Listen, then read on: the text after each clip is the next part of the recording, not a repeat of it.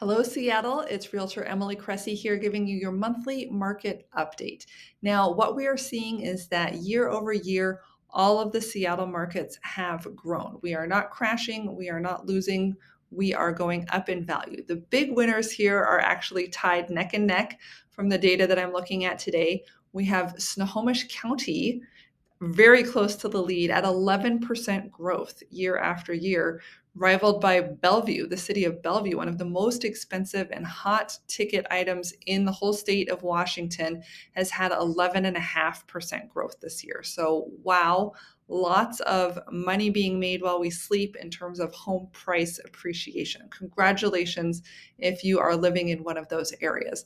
Not to worry if you're in Seattle or the greater King County area. Seattle has seen about a 3% price increase year over year, and King County is coming in at about a 5% price increase.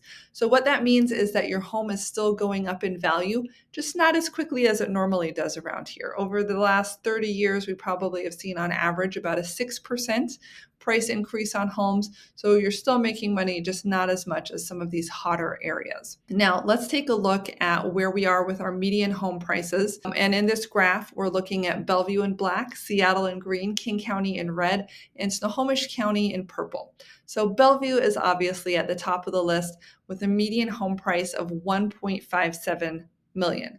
That's a lot.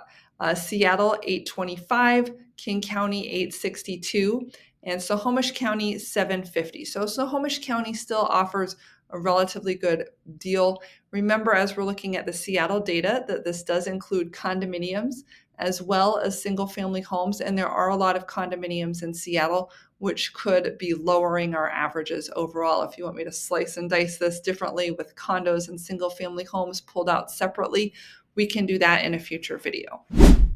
Now let's take a look at how many homes are for sale. This tells us the inventory.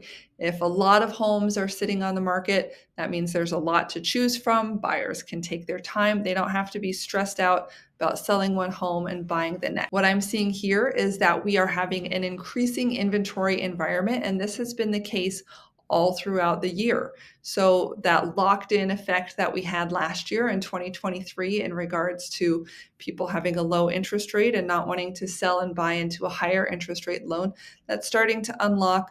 We're having higher levels of inventory now, which does provide a little bit of breathing room, a little bit more selection for buyers.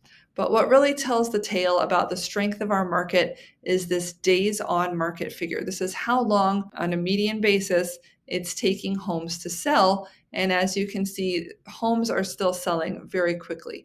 Within 2 weeks or less in our market it's somewhat typical for Seattle, but very strong compared to the rest of the market. Seattle is almost always perpetually in a seller's market, favoring sellers. Sellers have an easier time of getting their properties to sell quickly and for a higher price if they do a couple things right, which is to prepare the home appropriately, to price it appropriately, to market the heck out of it, to try to drive multiple offers.